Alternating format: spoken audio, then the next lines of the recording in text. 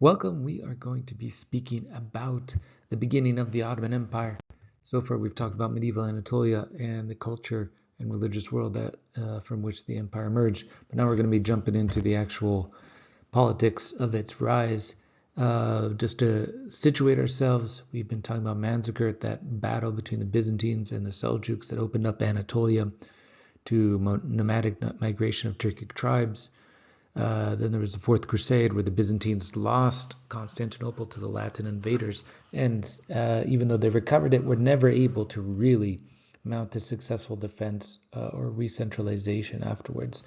But the important event here is the Chinggisid invasions, that is, the invasions of the armies of Chinggis Khan, or Genghis Khan, as we call him in English. And that's what eliminated the central force in Anatolia, the Seljuks, and it also pushed a whole variety of different Turkish tribes out into the edges of Anatolia against the Byzantine frontier. One of those would be the Ottoman state, and that's what we're going to be looking at this week, the period between 1310 or so and 1402, when the Ottoman state nearly died. And the real big question here that we're trying to address is, why did the Ottomans succeed? Why did they succeed in all these other different beyliks that were out there? All these principalities of different Turkish tribes, why did they fail, or rather lose to the Ottomans? Because in the end, they all kind of started with the same set of ideologies, of religious environment, and basic resources. So what is it that allowed the Ottomans to persist and to thrive? Just to orient us a bit, there are essentially four sultans, rulers of the Ottomans that are in this period. We have Osman, Orhan, Murad, and Bayezid. One of the interesting things you can actually see is actually they all reigned quite long times, almost 30 years. Osman is the so-called founder, but as we'll see, very little is known about him. The real person that we know more about is Orhan, Murad, and Bayezid. Now let's jump into the reign of Osman, the eponymous founder of the Ottoman dynasty. And of course, they're called Ottomans because in Turkish they call themselves the Osmanlı, or the Osman dynasty. Osmanlı is the adjective form of Osman, and we don't really have much evidence of his existence. Even we really have almost no clue what he did and what he did. But we just do. The one thing is one coin in which there's an inscription which seems to read, "Minted by Osman, son of Ertuğrul, may God support him." Right? And coins are a classic sign of sovereignty in Islamic thought, right? Having a coin minted with your name on it and having your name read out in the Friday prayer, communal prayer service, that was the traditional signs of sovereignty.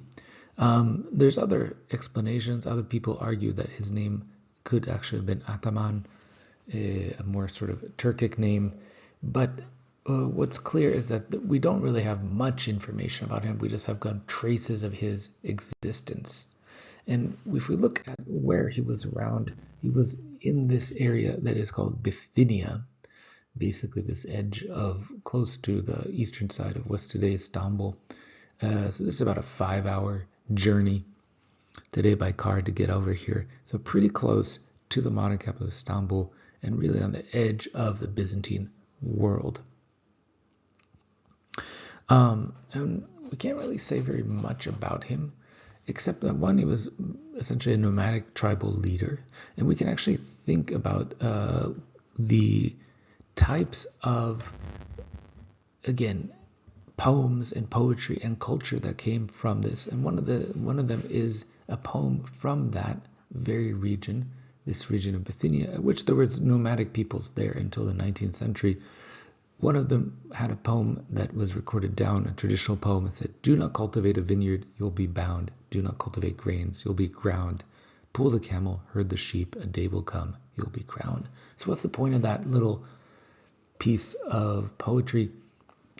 In the most basic sense, don't be settled. Don't be an agriculturalist. Remain nomadic, and that's the key to power.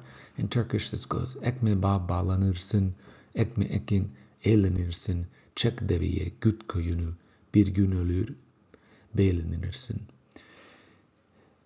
And so this is, I think at the very least what we can say about Osman is that he wasn't successful enough, right? He started from this area near Sud in Domanic, and he expanded his kingdom, if you can call it that, his area, pretty far. He took on a few other cities, did a bit more stuff there, and he was successful enough that he basically left his name on his tribe, right? So they became known, the tribe of Osman, because he was so successful. And there were some raids into Nicaea and Nicomedia, but it's a very small beginning.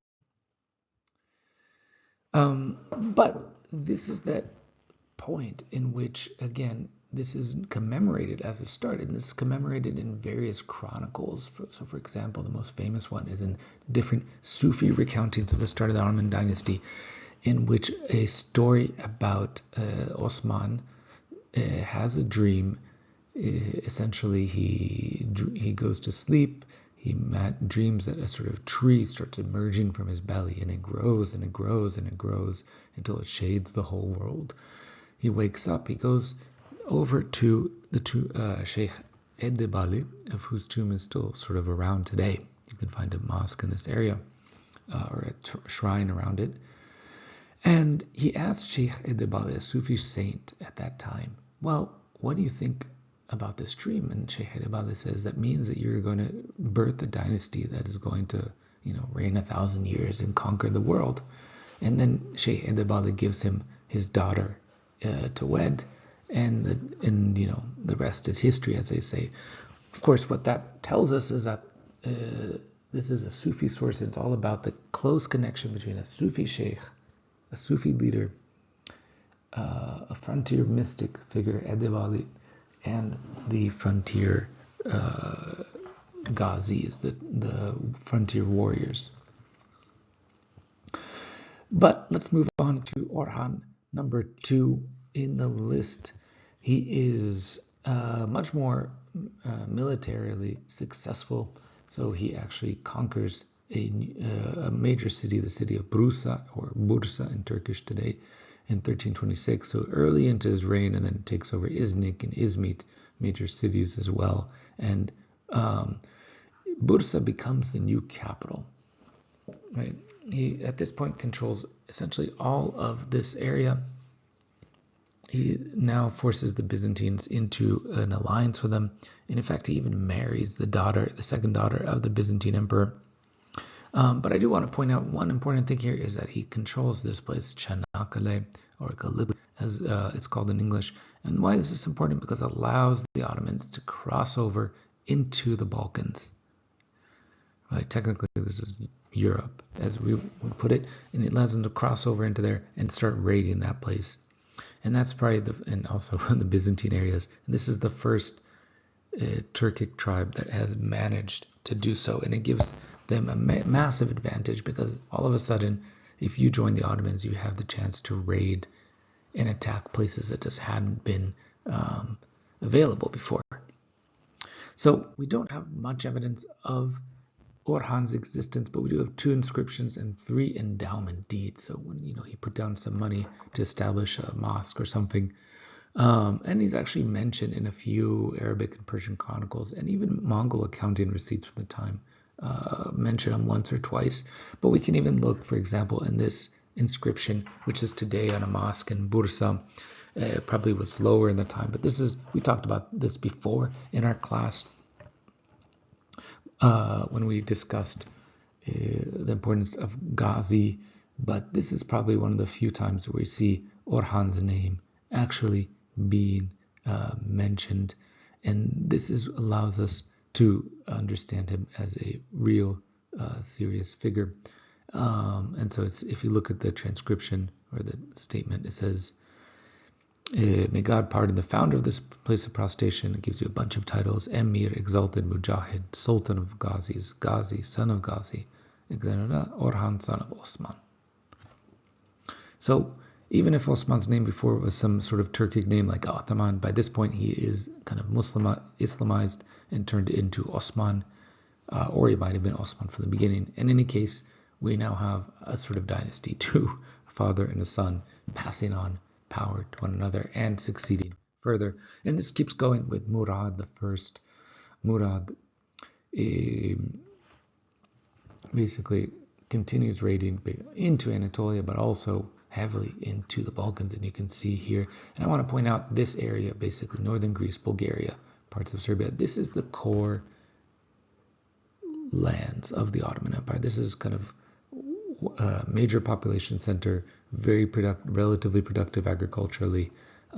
Today, not seen as a particularly important place in the world, but for the Ottoman Empire, this was kind of one of their core zones, and it was only lost at the very end of the empire towards the night after the Balkan Wars in 1914. So this is an area that had been essentially under Ottoman rule for centuries, 6 and 7 centuries.